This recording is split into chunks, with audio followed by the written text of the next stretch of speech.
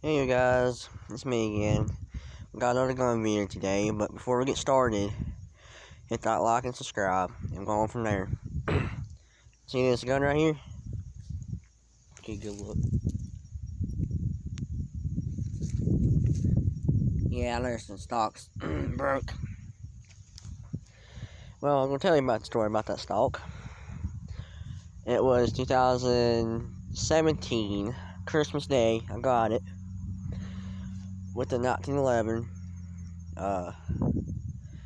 Well, I opened it up, put it together, shot it a couple times, functioned correctly, and everything's working pretty good.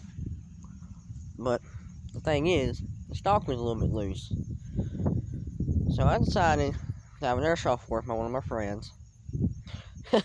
Well, whenever I felt I can do it on one of my games, well, I fell on it wrong, and it broke the stock. As you can see, I'm gonna pick it up.